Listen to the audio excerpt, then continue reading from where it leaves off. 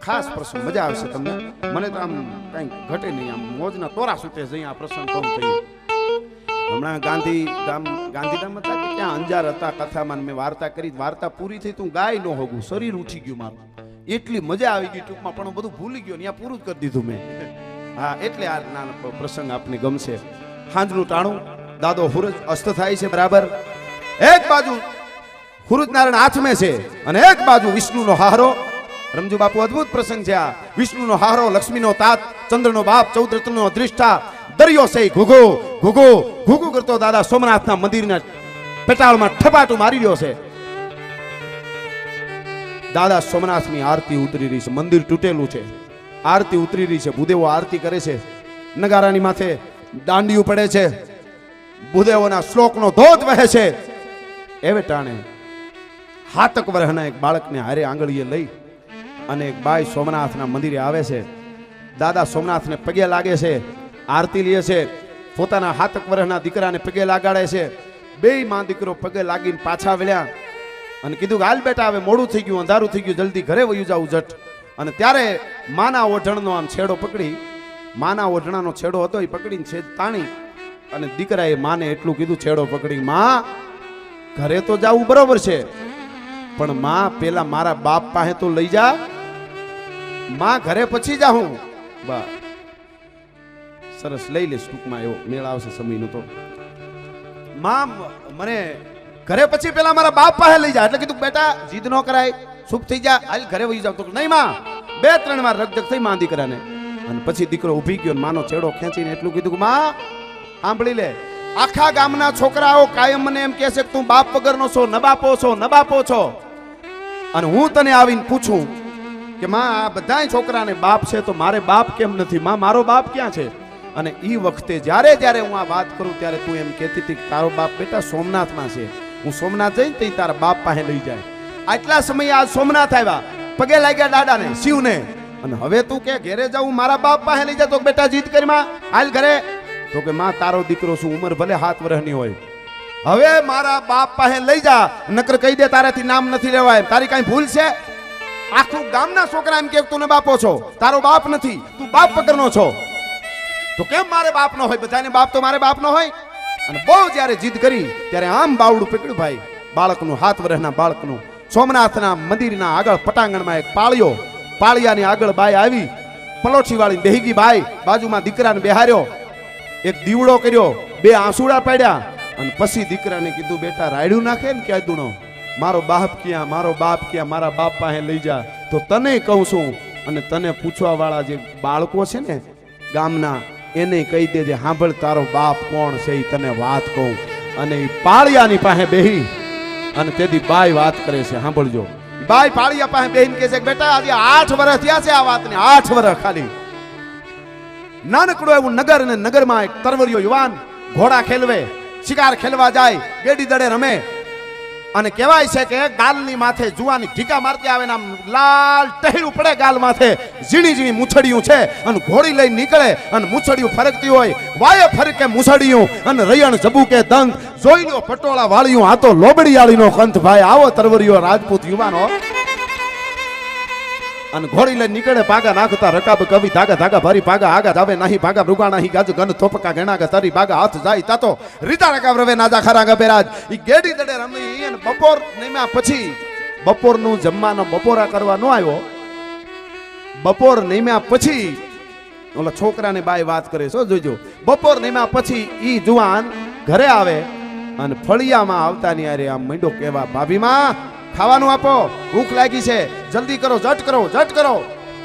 ખાવા બેઠો, ભાભીમાં જટ જટ ખાવાનું દીધું, પણ તોય તોફાન મીંડો કરવા. 22 વર્ષનો યુવાન, ભાભીમાં વાર લો ગઈ પોહાય નહીં.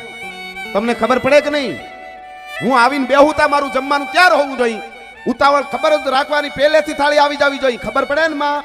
ભાભીમાં 1 વાર 2 વાર 3 વાર જ્યારે કીધું જટ કરવું, જટ કરવું, ત્યારે જ્યાં જ્યાં ભારત વર્ષમાં ધર્મ ધ્રુજો છે ત્યાં ભારતની શક્તિ આગળ આવી અને રસ્તા બતાવ્યા છે.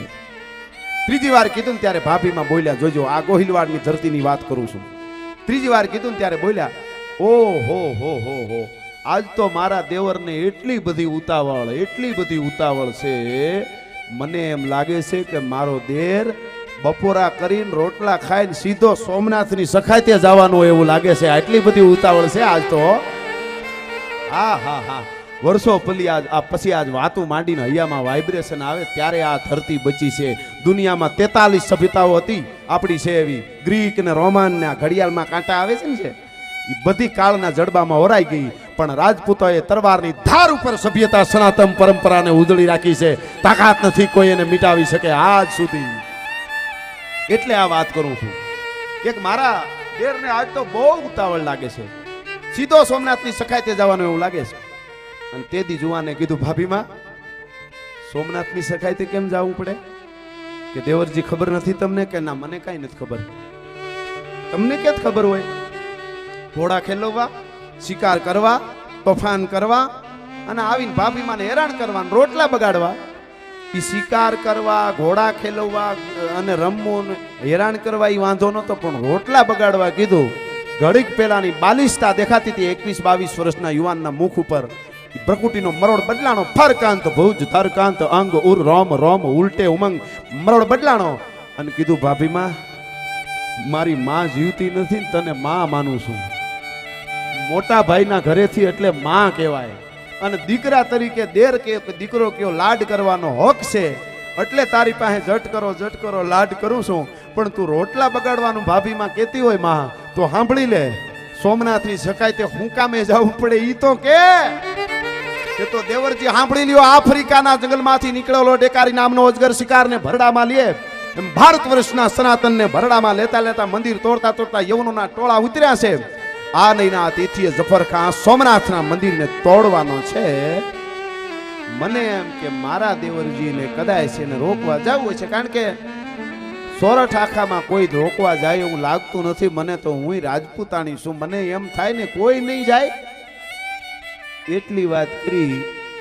આમ પગે લાગ્યો રોટલાને, પગે લાગ્યો ભાભીમાને અને કીધું, બસ ભાભીમાં જાઓ. અરે દેવરજી એટલી બધી ઉતાવળ ન હોય, નિરાતે જમી લ્યો, બપોરા કરો ને પછી તમે જાઓ, સીધા નિરાતે, એમાં ઉતાવળ થોડી હોય. નહીં ભાભીમાં, હવે રોટલો ન ખવાય. કે દેવરજી રહેવા દ્યો. કે નહીં, હવે હું જાઉં છું, આ તમારો દેર જાય છે, છેલ્લા જય માતાજી, રામ રામ. કે તો દેવરજી સાંભળો. કેમ? કે ગેડી દડાની રમત નથી, શિકાર નથી સુવરનો કરવો. તારા ઘોડા ઉપર બાગડતા જાતો અને આ બાજુ જંગલમાંથી કરમદીના ઢુવામાંથી નીકળે ભાગતો ડુકર સુકર અને ફરડાક કરતો માથેથી ભાલો પરવીને જમીન ધરતી આરે ધરબી દે, એવો શિકાર નથી હો. કે તો કે ટાણે ટાણે અડધો બકરો ખાવા વાળા, ભંભલા ભરીને દારૂ પીવા વાળા, હરબસ્તાની ઘોડા માથે કાળા કપડા પહેરેલા, મોટા મોટા વિશાળ કાયા વાળા, એક તરવારને ઝાટકે હાથના કટકા કરે, એવા દુશ્મનો યવનોના ટોળા ઉતર્યા છે. સોમનાથના પટાંગણમાં તું ઉતરીશ એટલે ચારે બાજુથી મોત મોત મોત સિવાય કાંઈ નહીં દેખાતું હોય. ત્યાં શિકાર નથી કરવા. અને તઈ કીધું, ભાભીમાં આહા, દુશ્મનના દળ ગમે એવો હોય કે ગમે એવડા હોય, પણ સોમનાથની સાક્ષીએ સોમનાથના પટાંગણમાં આ તમારો દેહ દુશ્મનોના દાંત ખાટા ન કરી નાખે તો હમીરજી ગોહિલ નહીં તમારી સામે પ્રતિજ્ઞા લઉં છું ભાભીમાં. હા, તમે વિચાર કરો. અને સડ્યો ઘોડે ભાઈઓ સજિયા છે બખ્તર પાયકા નક્તર સકર વકર ગણ શંકરના મરદોઈ મુસાળા ધર્મ ધજાળા ગજવે ગાળા ડુંગરના અસરાણ પેગળ દળ હેગળ પેગલ મોગલ નાદળ ગામ સડ્યા, દેવો ને દેવળ બસિયા ખળભળ વાદળ વાદળ ટીડ મળ્યા, અઠીલા વાળા હમીર હઠાળા પાટણ જઈ મેદાન પડ્યા. ઘોડે સડ્યો 200 રાજપૂતો નીકળ્યા હતા. ટૂંકમાં હું તમને વાત કરું, આખા સોરઠમાંથી 200 રાજપૂતો નીકળ્યા હતા. અમારા માણસુરભાઈ ગઢવી એ ચારણ અને મારવાડમાં વૈયા ગયા હતા. અમીરજી એને પણ ઈ લઈ આવ્યા હતા. એ વાર્તા થોડી લાંબી છે એટલે નથી કહેતો, પણ ઈ અમીરજી ગોહિલને 200 રાજપૂતો આમ નીકળ્યા. માણહુરભાઈ ગઢવી ગામો ગામ પોતાની ઘોડી લઈને નીકળેલા. જાગતે રહો જાગતે રહો. 200 રાજપૂતો સાથે અમીરજી ગોહિલ સોમનાથ જાય છે. કોઈને સોમનાથ માટે જવું હોય, મરવું હોય, દાદા માટે ધર્મ માટે બલિદાન આપવું હોય તો જાઓ. ઇતિહાસ એવું કહે છે 18 વરણ આવ્યા હતા, પણ કોક કોઈ ગામમાંથી 1, કોકમાંથી 2, વધીને 3, બાકી કોકમાંથી કોઈ નહીં. એ પારવા આવ્યા હતા. ટૂંકમાં વાત કરું એની રીતે માણુર ગઢવી આખા સોરઠમાં આથી નીકળ્યા, જેટલાને કહેતા ગયા. પણ હમીરજી ગોહિલ ટૂંકમાં વાત કરું તો નીકળ્યા. ગાંડી ગીરમાં પડાવ નાખ્યો, કોરો ખાધો, રાત પડી.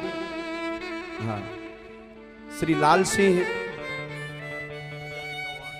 લાલસિંહ હજારી ચૌહાણ, પ્રદેશ પ્રભારી ગુજરાત રાષ્ટ્રવાદી જનલોક પાર્ટી સત્યમ, શેરસિંહ રાણા, હા, એમના તરફથી 5100 રૂપિયા અહીંયા આપવામાં આવે છે. ધન્યવાદ. અને કેમેરાવાળા ભાઈ, તમને વિનંતી, આ વાત છે ને એટલે આ બાજુ કેમેરો ફેરવી નાખજો.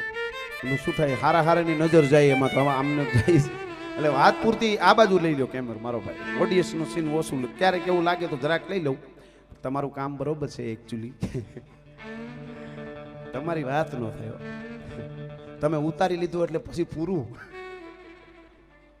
પછી અમારાથી કાંઈ ન હાલે, હું આમ મેં નહોતું કીધું એવું તમે ઉતારો છો. આ ગોહિલ વિજયસિંહ હેમુભા આર્મી મેન છે, એમના તરફથી 11000 રૂપિયા આપવામાં આવે છે. અને ગોહિલ બળવંતસિંહ હેમુભા પરવાળા, એમના તરફથી 5100 રૂપિયા આપવામાં આવે છે. વનરાજસિંહ ચિત્તુભા ગોહિલ પરવાળા, એમના તરફથી હસ્ત હાલ દુબઈ, એમના તરફથી 11000 રૂપિયા આવે છે. અને હવે આ હોય થોડું છેલ્લે હું બોલી જઈશ, એવું હોય તો મને અહીં રાખી દેજો. આ પ્રસંગ થોડોક જ બાકી રહ્યો છે હવે છેલ્લે. એટલે આ જે મંદિરો આપણે બનાવી શકીએ છીએ, સનાતનની ધજાઓના વાવટા આપણે ફરકાવી શકીએ છીએ. આજે આપણે ધર્મ કાર્યમાં રૂપિયા જ દેવા પડે છે, પણ આ વખત કેવો હોય છે. ગાંડી ગીર હિંગવડાને કાંઠે હમીરજી ગોહિલ અને 200 રાજપૂતોએ તેથી પડાવ નાખેલો અને કાળી અંધારી રાત જામી ધીરે, અને બધાય રાજપૂતો હારે હતા. એ વખતની રસોઈની જમવાની જે વ્યવસ્થા હશે એ વ્યવસ્થા કરી જમી અને 200 રાજપૂત ઘોર નિંદ્રામાં પાણાના ઉહિકા કરીને ગાંડી ગીરમાં સૂઈ ગયા. બાપુ જાગતો તો હમીરજી ગોહિલ 22 વર્ષનો જુવાન છેટો છીપરની માથે ગીરના પથ્થરની માથે જઈને બેઠેલો એકલો વિચાર કરે છે કે આહાહા, હવે 1-2 દીમાં સોમનાથ પૂગી જાઉં.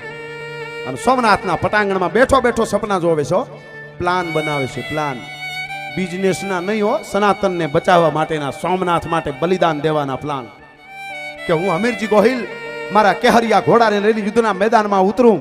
સામે દુશ્મનનું સેન આવતું હોય, એક હાથમાં મારે તરવાર હોય, એક હાથમાં ભાલું હોય, ગમનશાણ યુદ્ધના મેદાનમાં ઉતરું. સામેથી દુશ્મન આવે, જફરખાન હાથી ઉપર બેઠો હોય, ઢોલની માથે દાંડિયું પડે ને બાગાત જમ કરતો મારો ઘોડો જાય, 2 ડાબલા હાથીની અંબાડીએ જવા દે અને એક તરવારના ઝાટકાનો ઘા કરું.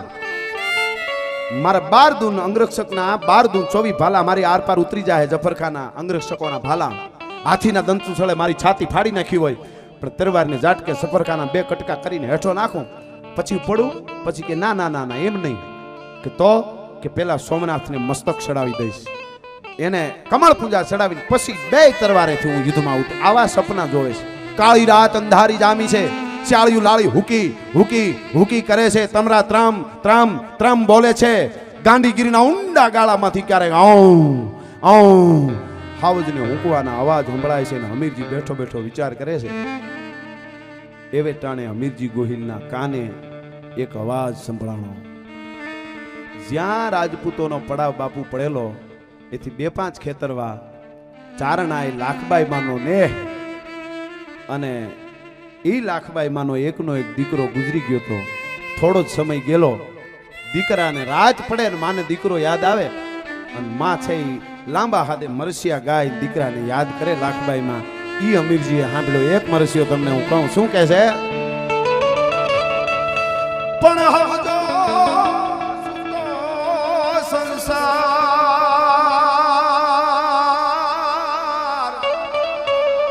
પણ હાયર ના જળ કોઈ દી હુએ જ નહીં. આખો સંસાર હોઈ જાય, બધા હોઈ જાય, દરિયાના પાણી કોઈ દી હુએ નહીં. લાખબાઈ માં કહે છે કે મારા ઘટમાં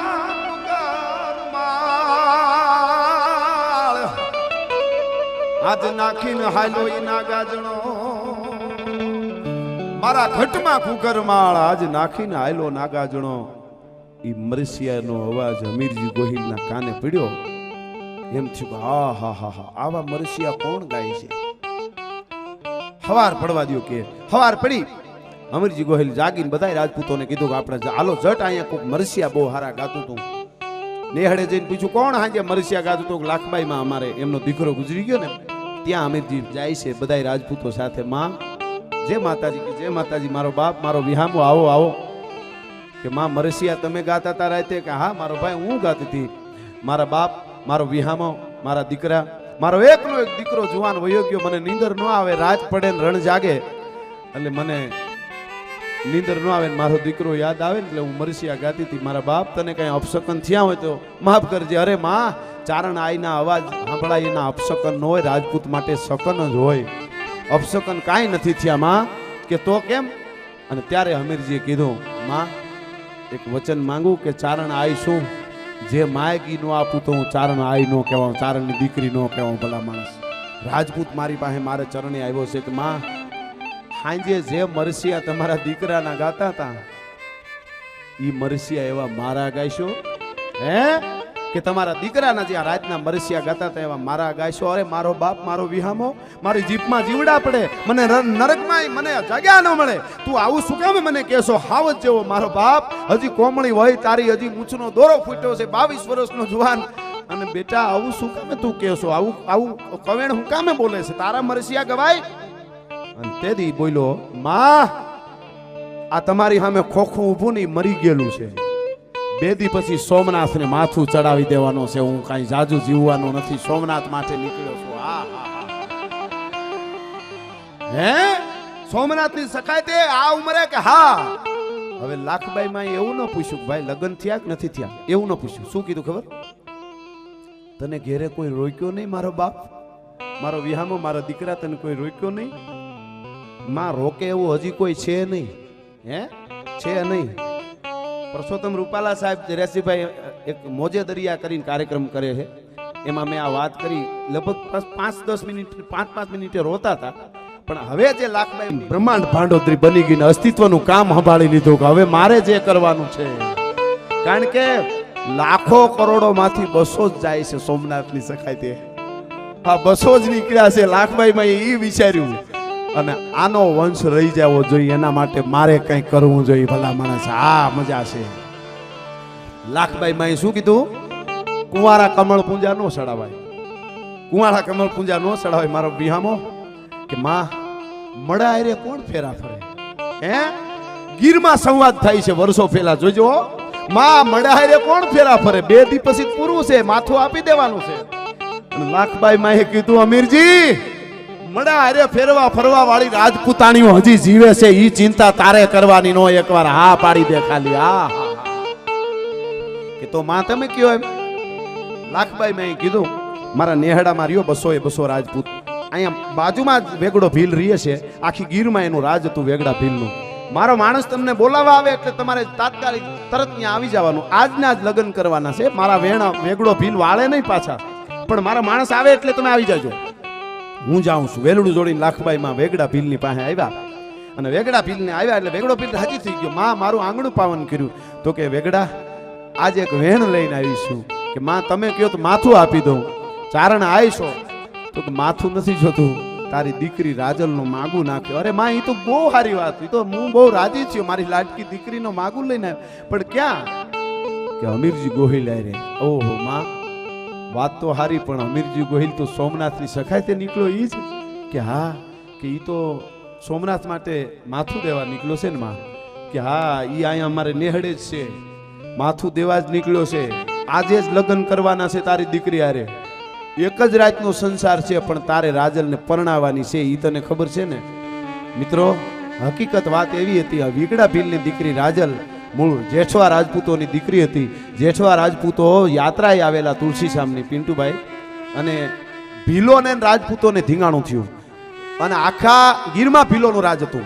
રાજપૂતો બધા કપાઈ ગયા, રાજપૂતાણીઓ સતી થઈ ગયા, પણ એક 5 વર્ષની દીકરી હતી બચી હતી. મરવા ટાણે જેઠવા રાજપૂતે બાવડું જાલી અને વેગડા ભીલના હાથમાં બાવડું દીધું દીકરીનું, અને કીધું કે આજથી આ તારી દીકરી હારું ઠેકાણું જોઈને પરણાવી દેજે. દુશ્મનના હાથમાં બાવડું દીધું. આ મજા છે. તેથી દુશ્મનના હાથમાં દીકરીઓ હોપવામાં બીક નહોતી. આજે સોસાયટીમાં સલામત નથી ને એટલે વાર્તાઓ માંડવી પડે છે. આજ વર્ષો પછી આ વાતો કરવી પડે છે. ભલા માણસ, હા આ આપણું ધન છે. અને ઈ રાજલ આજ 18 વર્ષની થઈ હતી. વેગડા ભીલ હતી રાજપૂતની દીકરી, પણ વેગડા ભીલે સપને નહોતું વિચાર્યું કે આ મારી દીકરી નથી. એટલી લાડથી ઉજેરી હતી, બહુ વાલી હતી. માં મારી લાડકી દીકરી કાળજાનો કટકો મને બહુ વાલી છે, મારે ખાલી એને પૂછું, જરીક પૂછી લો, કારણ કે એક જ રાતનો સંસાર. પૂછી લે ભાઈ, મિત્રો ગાંડીગીરના હાગડાના ગાર્યું કરેલા જે ભીતું ઝૂંપડામાં એમાં ગાર્યું કરતી હતી રાજલ 18 વર્ષની રૂપના આભરણ જેવી ઈ દીકરી ગાર્યું કરતી હતી. પાછળ આવીને છેટેથી અવાજ કર્યો, બેટા રાજલ. વેગડા ભીલે કે હા બાપુ. ગાર કરવાનું ચાલુ રાખ્યું. હા બાપુ. કે બેટા તારા લગ્ન કરવાના છે. આમ હેઠું જોઈ ગઈ જરા હરમમાં. ગાર કરવાનું ચાલુ છે. વાહે વળીને જોયું નહીં બાપુ બાજુ. હા એટલે કીધું બેટા રાજલ તારા લગ્ન કરવાના છે. હેઠું જોઈને કીધું બાપુ મને કાં પૂછો? કે બેટા પણ આજે જ કરવાના. કે પણ બાપુ તમારી દીકરી છું, મને પૂછવાનું ન હોય રાજલને. કે પણ બેટા હમીરજી ગોહિલારે તારા લગ્ન કરવાના છે.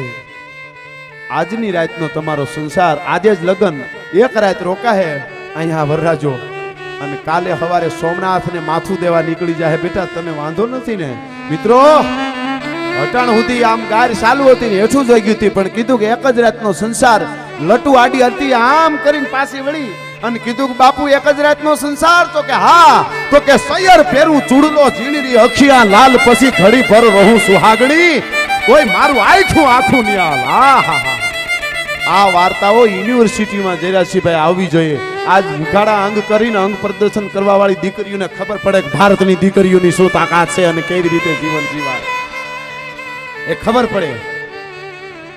ટૂંકમાં વાત કરું, હમીરજી ગોહિલને 200 રાજપૂતો આવ્યા લાખબાઈ માની હાજરીમાં, એના આશીર્વાદથી.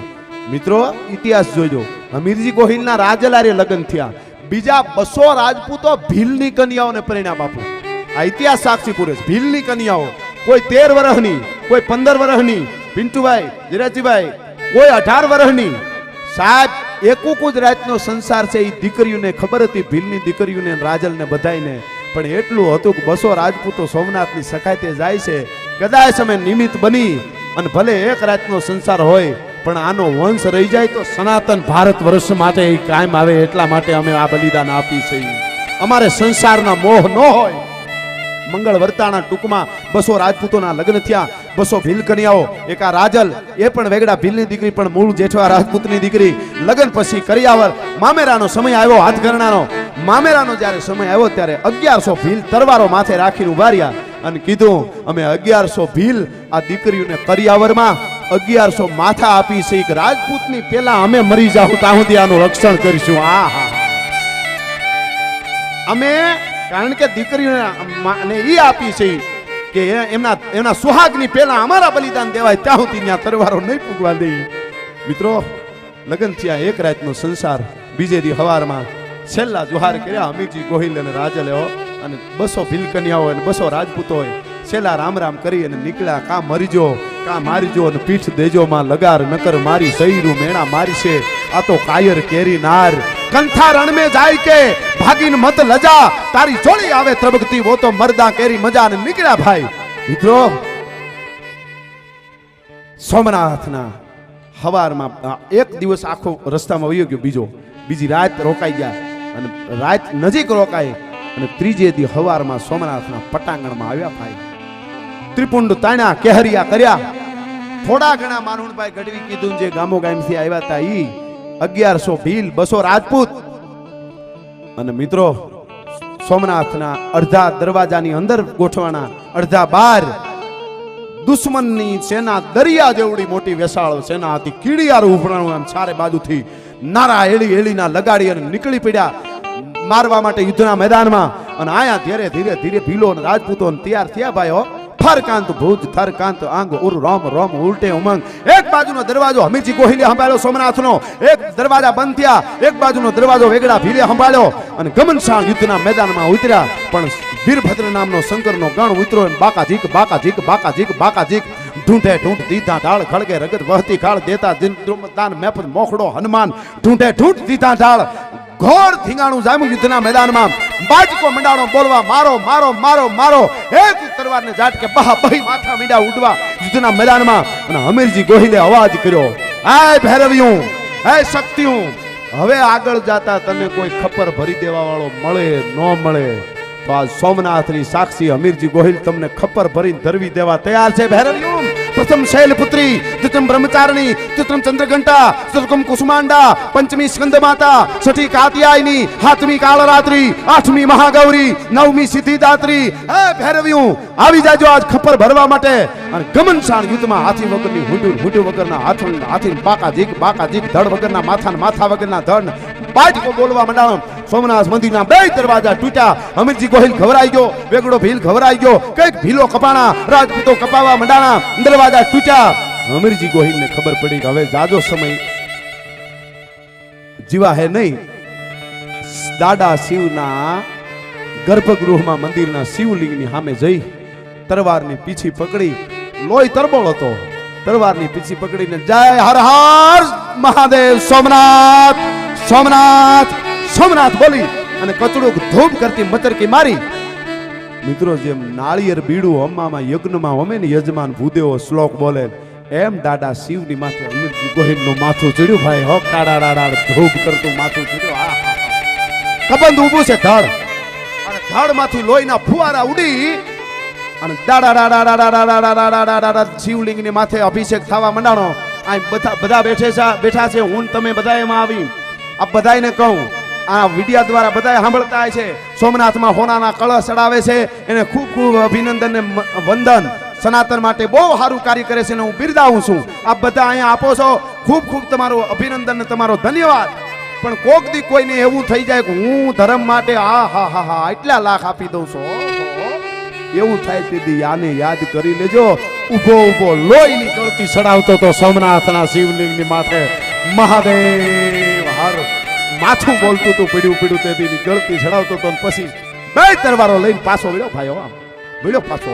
અને પછી ઇતિહાસકારો અત્યારે જેમ વિડિયા વાળા છે ને એવી રીતે તેથી શ્વેત ધજા હાથી ઉપર હોય, એમાં પિંજરું હોય ને એમાં કવિઓ બેઠેલા હોય, નજરે જોનારા લખે જેવું બન્યું હોય એવું. ઈ નજરે જોનારાઓ લખે છે. માથું પીડ્યા પછી અમીરજી ગોહિલ જે યુદ્ધમાં ઉતરીને લડ્યો છે એનું દળ જબરું હતું.